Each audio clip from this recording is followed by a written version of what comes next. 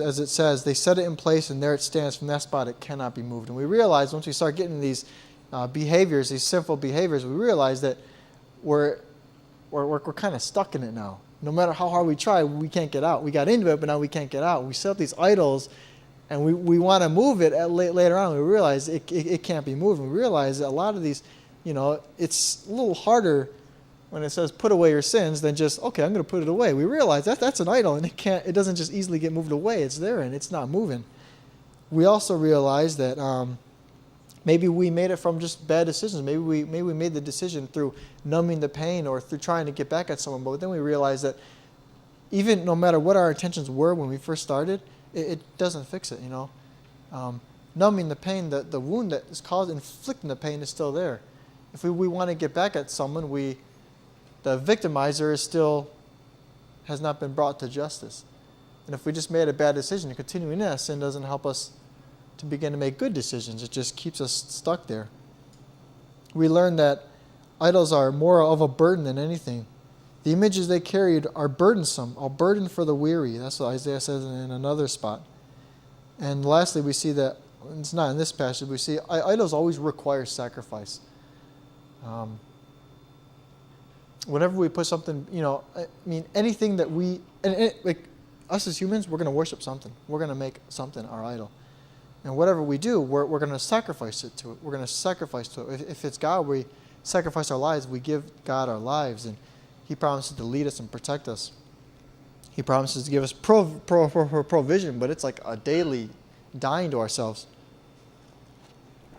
As Paul says, offer yourself as living sacrifices. But when we sacrifice ourselves to other things, there's a lot of negative consequences that come out because we weren't meant to sacrifice these things.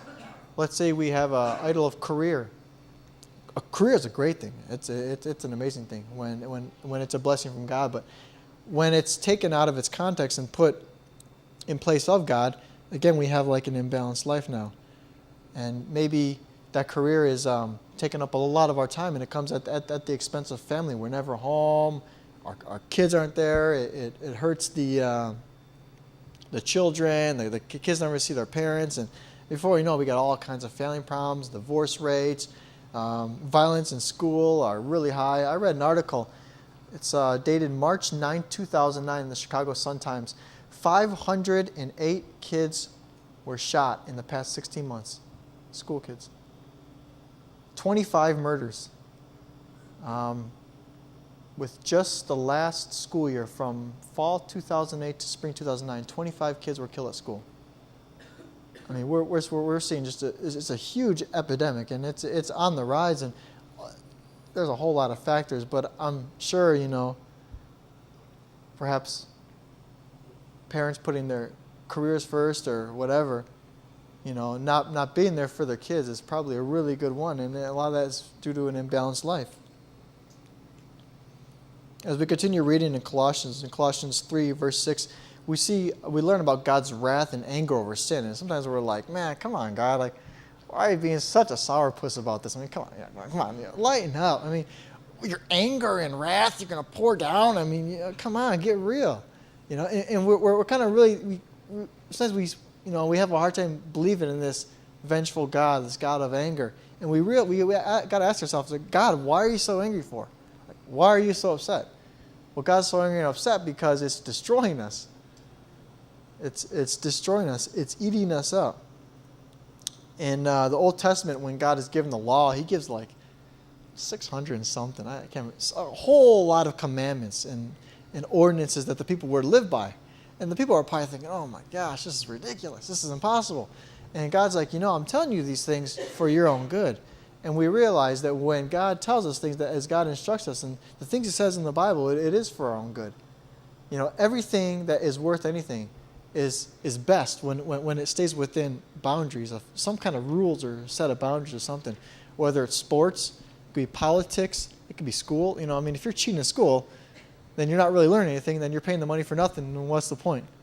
If you're, playing basketball and you just grab the ball and run and hit someone and then slam dunk it, yeah, you scored. Well, then, what's the point of the game? If you're just going to be doing that, it's just going to be a big fight. Business or politics. We recently saw the largest financial scandal in U.S. history. because there were more people involved, but some people, they broke the rules, they bent the rules, they worked their way around the system, they milked it. When the U.S. economy was starting to go bad, everyone was worrying, they want to pull their money out, and they realize the money's not there, and billions of dollars are missing. And we have these huge catastrophes because people don't stay within the boundaries of what they're supposed to. And the same thing is with life. When we continue to live our life and we don't stay within the boundaries that God has set for us, we end up getting hurt. But not only us, but other people get hurt too. You see, God created us in His image. We are image bearers of God. And the more we let sin rule our lives, the more it makes us less human. It makes us less what God made us. We don't fulfill our purpose. And we even see Jesus, he's crying over Lazarus as Lazarus died. And he knew he was going to raise him from the dead. He even told his disciples that he was going to do it. So we sometimes wonder, why was Jesus crying, even though he knew he was going to bring the guy back to life? And we realized the guy was crying. Jesus was crying because not because he was sorry, that he was really sad, but because he was angry. He was angry at Satan about this rat race that us humans are meant to live in. It's almost like turmoil. I went to a funeral last month from a buddy that I worked with at Cal State Long Beach. He died. Young guy, probably, I think it was a few days after his 27th birthday. Really, really young guy. He drowned. And I was there. They gave their little speeches, the sister and the parents. And it was really sad to see, parents burying their own children. And it just seemed so unnatural. It just seemed like, I almost had this anger inside of me. I call it like a righteous anger inside of me that was building up. And it's almost like, this is not right. Like this is not supposed to happen. Like all this stuff. It's almost like it's Satan's fault. Like he started it. You know what I mean? And we're in this big mess of pain and hurt. And Jesus is mad. God is angry at this. He is madder than a pit bull. Dude is upset. And when God says, my wrath and anger is going to come out, I am angry at sin. You better believe he's angry at sin. And don't let no one get in his way, because, it's going to be pretty gnarly. God is really upset with sin, and he's not shy about talking about it. But in and through all this, God has never stopped pursuing us. He's never stopped loving us. Again, he says through the prophet Isaiah, listen to me. This is God's talking to his people. He's in covenant with them, and he's telling them how they were supposed to live. And they said, yes, we will. Well, if you don't, you're going to go into captivity. All these other bad things are going to happen. Oh, it's okay. We'll go in this covenant with you. And well, the people are not living in covenant with God. They're breaking every rule in the book. They're sacrificing their own children to idols. They run knives through them, make them go through fire and boil them. They have huge orgies with people and animals, and they're breaking every rule that God said not to break, and they've been breaking it for hundreds of years, and finally God's saying, you know what, that's it. What I said I was going to do, I'm going to do. I'm going to send you guys into captivity. You're going to be taken over by a nation that is not your own, and they're going to send you in captivity for 70 years. All of you people who are sinning, you're all going to die out. A remnant will be left, and I'm going to save you.